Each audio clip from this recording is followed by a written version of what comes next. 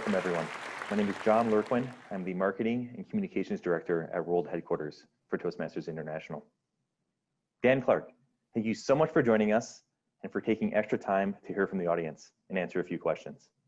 In a moment, we will open it up to the audience. If you have a question for Dan, please feel free to submit it through the Zoom Q&A feature. Before we begin, I would like to remind everyone to visit the website danclark.com/Toastmasters. You will find all purchasing information for Speak Like a Pro and Dan's coaching calls here. Remember, Dan's incredible offer ends at the conclusion of this convention. Now, let's see what questions our audience members have for you, Dan. Here's a good question, Dan. Tell us about your morning routine. What a great question. Do you realize if you wake up 30 minutes earlier every single day than you normally do, you add exactly 7.5 full days, working days to your year? So too many of us think that we're overwhelmed or we already have way too much on our plate. We have children, we have homeschooling now with the COVID-19, we have all these ancillary distractions. But if you are willing to push yourself to your ultimate capacity and potential as a human being, you'll wake up as early as you need to and stay up later. I'm a songwriter. After I finished doing all the children things and did the spouse thing, I had to put a recording studio in my own house, in my own home. So after I did all the family things, trying to be the very best dad I can be, any male can be a father, but it takes a special man to be a dad. Now I don't have to go in a car and drive to a recording studio hoping that my creative juices are still alive and well.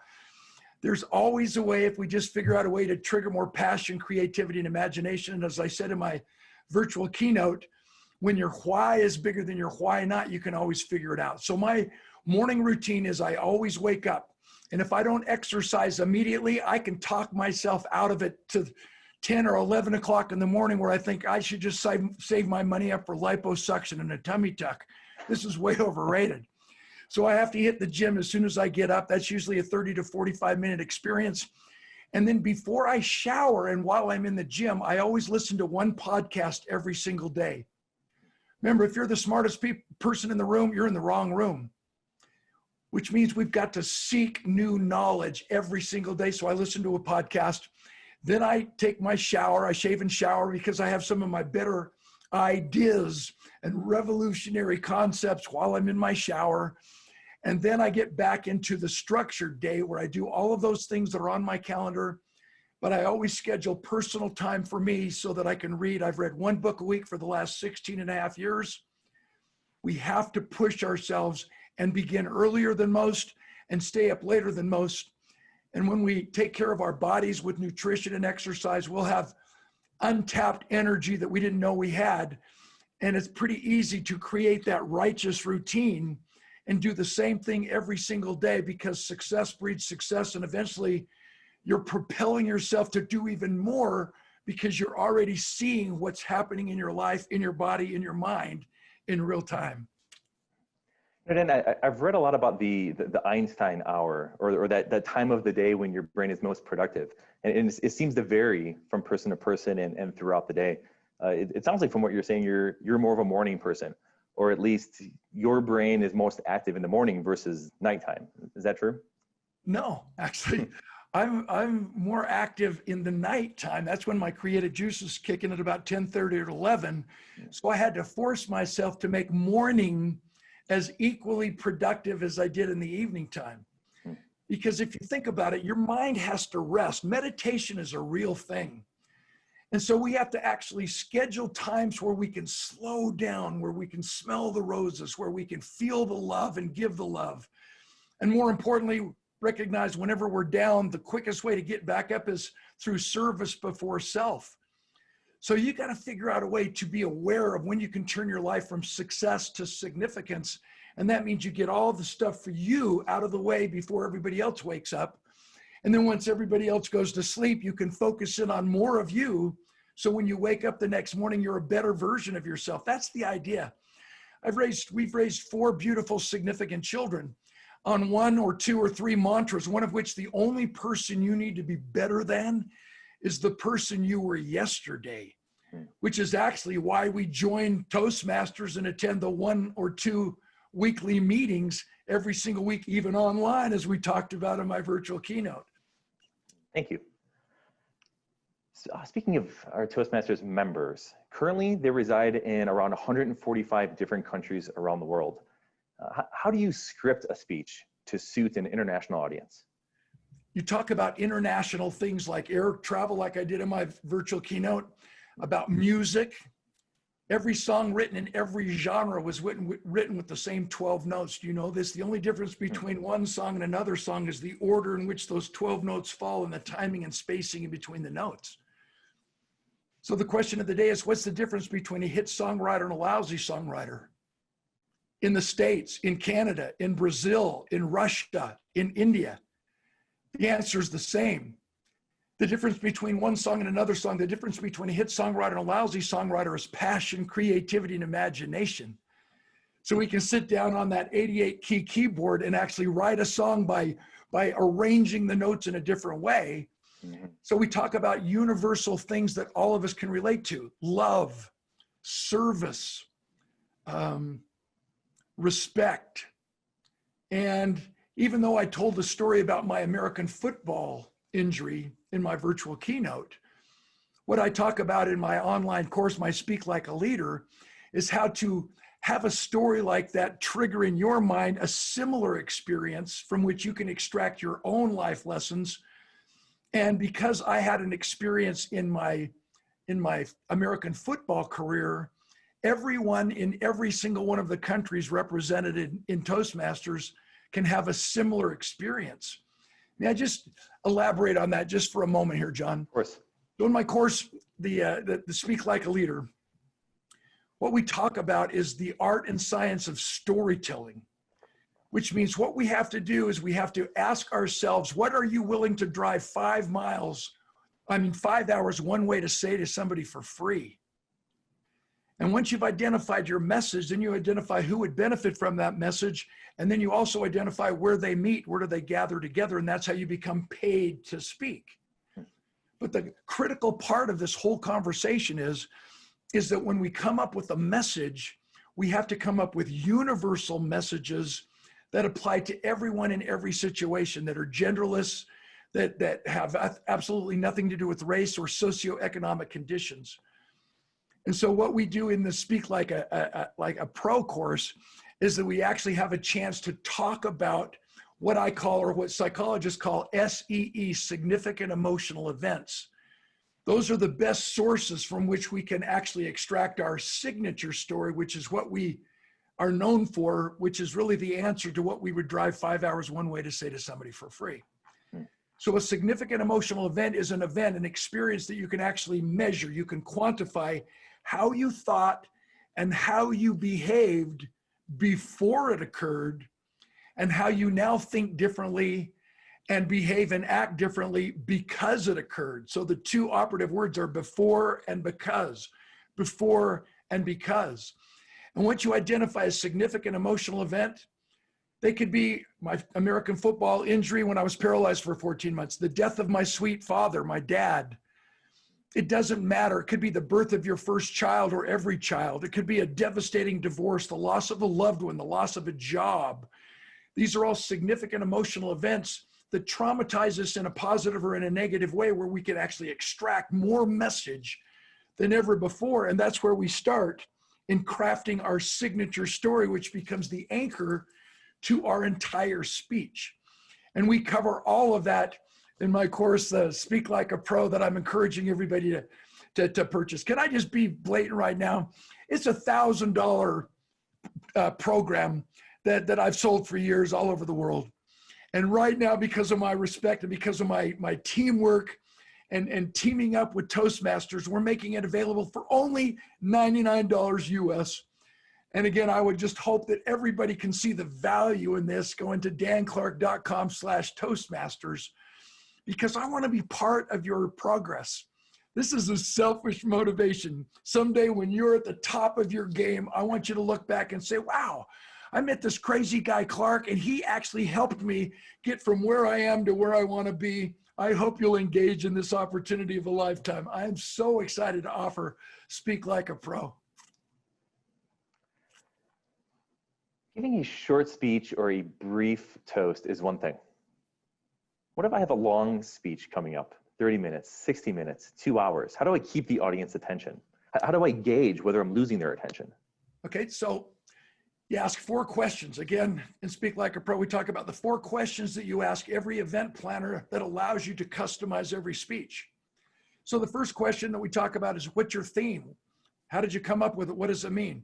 Number 2, what's the purpose of your meeting? Why are you gathering together? Is it education? Is it networking? Is it to check off the box for continuing education units in our profession?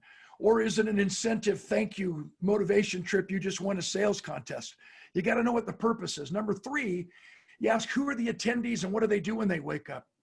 But number 4, what message are you looking for? You're talking to the CEO, you're talking to the professional meeting planner.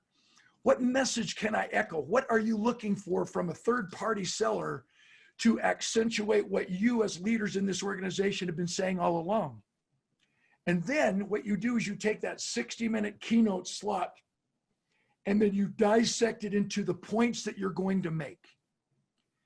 You give 3 points or 4 points, no more.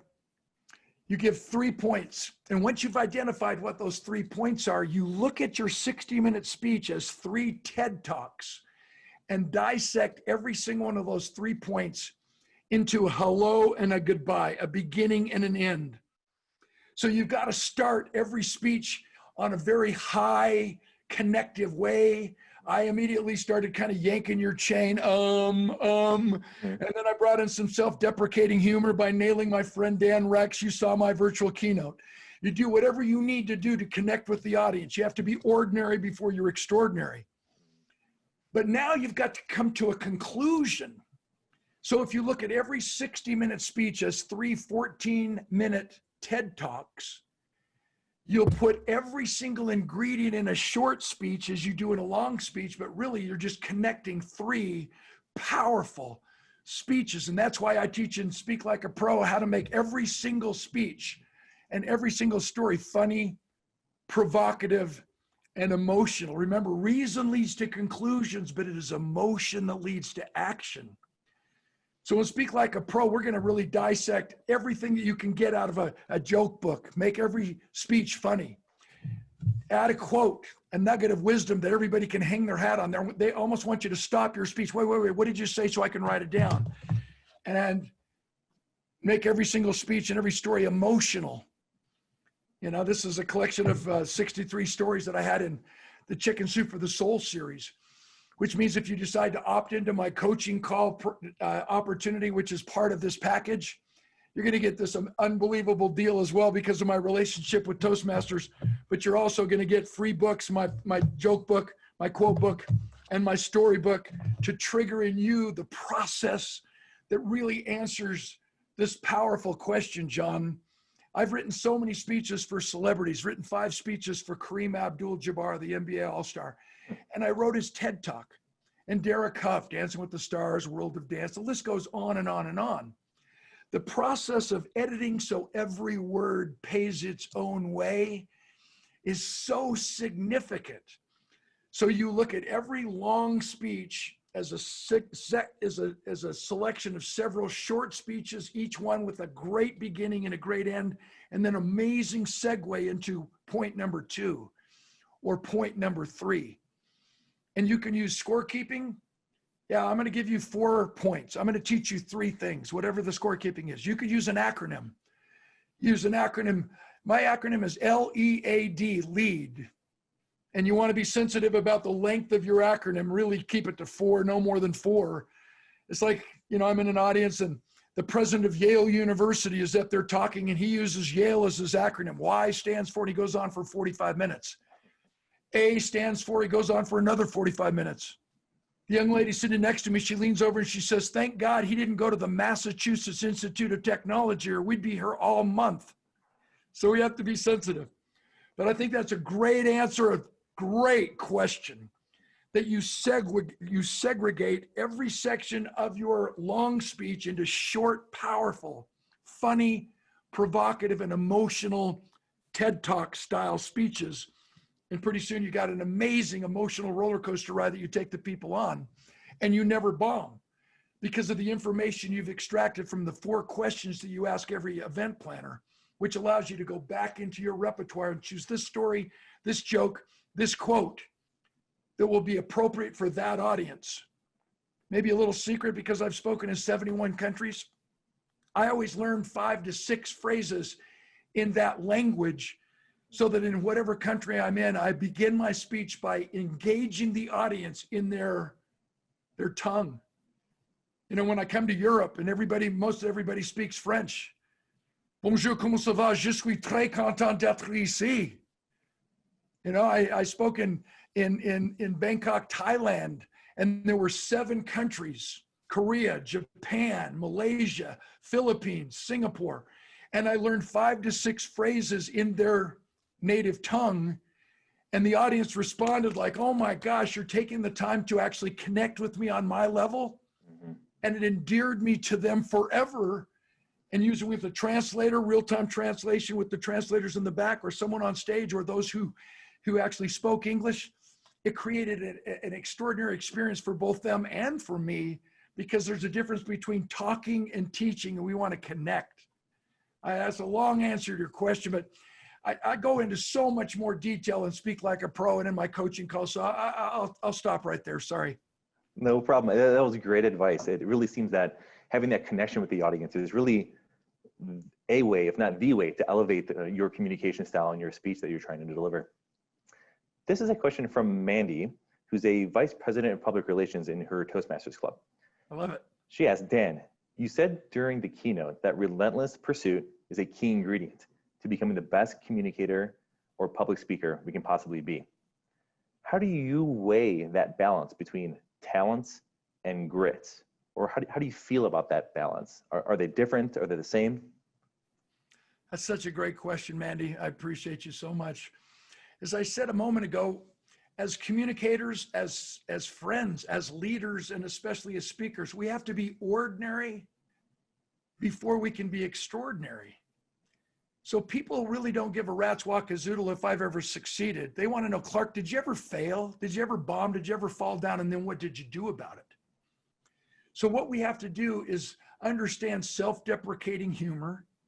We have to understand that nobody wants to have us say, this is what I think, because then it becomes an opinion. So the words we use really matters. This is how I feel. And no one's offended by our feelings. But this is what I think. This is what I think you should do. Whoa, that offends them. This is what I've experienced. May I share how I feel? So yes, there are tools and techniques and words that we need to use. And that becomes a practiced process. So another part of that answer to your question, Mandy, is that the quickest way for us to engage any audience is to ask a question, because you cannot not answer a question. And immediately they kind of lean in like, really? And if you listen for the answer, or if you have a proposed answer, it's amazing. So, you know, that's a roundabout way, but that's just so funny.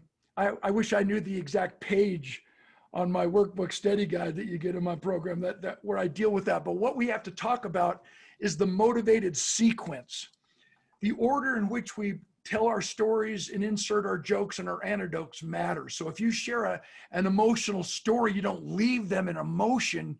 You have to immediately give them some comic relief. And so as we perfect our communication style and our communication techniques, we have to carefully use words, and we have to carefully place a quote, an anecdote, a story, a joke. My style happens to be this. You make a point. This is what we're going to talk about. Then you embellish it with a quote. For example, if I said, Mandy, what's holding us back in this COVID-19 recovery? What's holding us back in a pandemic? What's holding us back in our lives is our continuous comparison with others. We've got to stop competing against each other and just become the best version of ourselves, which is what we talk about at Toastmasters anyway. Okay, that's a point. Now you got to embellish it with a credible quote. And I would say Einstein said everybody's a genius. But if you judge a fish by its ability to climb a tree, it will spend its entire life believing it is stupid. Well, now my point makes more sense. Now you illustrate it with an emotional story. You know, I was the keynote speaker at the convention in Buffalo, New York, on eating disorders. So as a professional speaker, I devoured everything I could get my hands on to learn about anorexia and bulimia. And when I showed up to this huge convention, I was confused because everybody kept calling it an eating disorder and it doesn't have one thing to do with food. So now, as I'm interacting and connecting with the audience and we're laughing and we're thinking, the whole 10 minutes, I'm trying to find this very strong, this very capable, obviously very smart, confident woman with whom I could interact when it came time. And I finally found her. Let's just say her name was Mandy. And in front of the thousands, I said, man, do you mind if I interact with you and just ask you some personal questions? You don't have to answer them verbally, but yeah, just interact with you and have everybody else in the arena answer. And she says, yes. I said, what's your name? She says, Mandy. I said, Mandy, are you tall or are you short? Are you wide or are you thin? Are you fast or are you slow? Are you smart or are you stupid? Are you pretty or are you pretty ugly? And then I pause, that punctuating pause, let the audience squirm, squirm, squirm. And she's looking at me like, really, you asked me that? And then once I've got everybody's attention, I said, says who? Compared to what? If somehow we had the ability to transport you to that deserted island, Mandy, where you were by yourself, you had no access to fashion magazines or those Photoshop Twiggy models that are non-existent, would you not suddenly just love you for who you are? I am woman, hear me roar. You're strong, you're sassy, you're smart, you're capable, you're confident. Yeah. Now I made my point, and can you imagine the power of throwing in the Einstein quote now? Ladies and gentlemen, you weren't able to see Mandy, but when I asked her, are you smart or are you stupid? She kind of went, well, Einstein said, everybody's a genius, blah, blah. You see what I'm saying? We just need to know our audience and have so much in our repertoire, knowing what jokes we're actually going to tell, knowing what quotes go with our points, and definitely making every story emotional so that people leave saying, I like me best when I'm with you. I want to see you again. There's a magic in the moment, and we need to rise to that occasion. You know, my virtual keynote, I didn't write it out and memorize it. It was just me talking to the camera, doing my best to deliver a message that was important to me because of my love and respect for all of you in Toastmasters, and especially for all of you who are guests thinking about joining a Toastmasters club. You got to do it. It's so critically important. And that's why I'm so selfish to keep saying, speak like a pro will take you from where you are to where you want to be. I want to be part of your process. I want to be your coach. I want to engage in some coaching calls where we can be intimate and I can answer all of your questions to take it to the highest level possible. I hope you'll just look into it. This is a once in a lifetime opportunity for me to help you, for me to participate in your speaking career and your leadership capabilities in your leadership dream. So long answer, Mandy, but what a great question. Maybe you'll be one of the ones who sign up for my coaching calls and we can actually take this to the next level. And you spoke a lot about content. You spoke a lot about how to connect with the audience. Here's a question from Abid Khan about speaking skills. What do you do every day to become a better speaker? Is there one thing that you could do every day to practice and develop speaking skills? It's the old look in the mirror, but take every opportunity to speak seriously, free. I gave hundreds and hundreds of free speeches way back in the day because it gave me a chance to practice in front of a real audience. If you want to practice jokes, even though we're kind of in this pandemic and they've basically, put on all of our travel restrictions, you think about an airplane. If I wanted to try out a new joke to see if it was even funny or to practice the timing, I would say to the person sitting next to me, hey, can I tell you something? And what are they going to say? They can't jump. They're like, well, yeah. And I would try a joke out on them. And if they look at me like, I'm like, yeah, maybe I won't tell that in a speech for a while. So there's got to be places in your life where you can try out your material. But here's how I teach public speaking in my course. I'll give you a little snippet. What you do is you list a significant emotional event in your life. You know, I made us laugh about the flight attendant on the planes, on Delta Airlines. What we need to do is just make a list of experiences that we've had. And once we identify what those experiences are, then we go in and ask ourselves, what life lessons did we learn? And then once we add the life lessons into that story, we write the story out so we know exactly how long it is. And then we can revisit it to edit so every word pays its own way. As speakers, we have a tendency to tell them what we're going to tell them, and then tell them what we told them.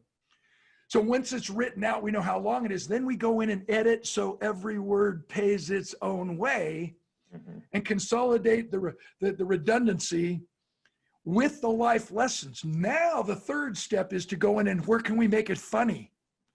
Where can we make it provocative by adding a quote, our own quote, or a quote from the internet, a powerful quote? Where can we make it emotional so they remember? And we validate again, reason leads to conclusions, but it is emotion that leads to action. Then after we do that, what do? We read it out loud so we hear our voice, and then we look at it, and then we read it out loud and tell it in our own words. Then we read it out loud, tell it in our own words, and after the third time, John, after the third time, you've got it down. And now when you share it in a live experience and you suddenly just kind of flippantly throw in some line and they laugh, you add that the next time you tell that story. You say something with a punctuating pause that makes it a little more emotional, or you add something else in and it has that powerful impact on your audience. You remember that, you add that in the next time. So you think about my football story. I played football for 13 years. I was paralyzed in a tackling practice. 16 doctors, 15 said I would never get any better. And as I recovered, I was asked to speak. How long did that take? 30 seconds? And now when I've embellished it and put in all these life lessons and tried to paint that word picture to make it come alive, it's now a 7-minute story, a 7.5-minute story. And that's how we develop our material, and that's how we practice. Whoever asked that question is such a great question. But you practice with yourself 3 times until you have the story down. Now move on to the next experience and turn that into a story. This funny, provocative, and emotional. Then do it again. For those of you who play golf, it's an international sport. When a golfer goes out onto a golf course, we take 14 golf clubs in our bag. So no matter where the ball is, in the middle of the fairway, or in a sand trap, or in the weeds, we can select whichever club is appropriate to hit the ball wherever it is to where we need it to go. Think about how powerful it would be if you continuously worked on your stories and practiced and polished them, made them funny, provocative, and emotional, so that now you're on the conference call with the event planner. What's your theme? What's your purpose? Who are your attendees, and what's your desired message? And now you go to your bag of tricks. Now you go to your golf bag. Now you go to your repertoire of 14 practice polished stories and practice jokes that you have the timing down, that you know are hilarious. They're time tested. And while you're on this conference call with the event planner and he or she is saying, this is our desired message, you're like, okay, I'm going to tell this story. I'm going to tell this story. Well, this joke goes with that. Wow, I remember this. And I haven't told this story in a speech for probably 6 weeks. Wow, I'm so excited. It's one of my favorite stories. And now you have a 60-minute speech. And all of a sudden the meeting gets out of control and the event planner comes backstage and says, John, I'm so sorry. We gave you 60 minutes. We've got to cut you back to 35. Instead of freaking out, you go, okay, I just won't tell this one. I won't tell this one. I still have a powerful opening that we work on Speak Like a Pro. I still have this magnificent emotional close that we really perfect in my coaching calls, but I cannot tell this one, this one, this one. I'm definitely going to tell this one. Here's their desired message, 35 minutes, bam! You've risen to the occasion and no one knows what stories you've left out. That's the system I teach, modular. Perfect the story, practice the jokes, make sure they're emotional, and then continuously push yourself to become better today than you were yesterday. One more story every day you're working on.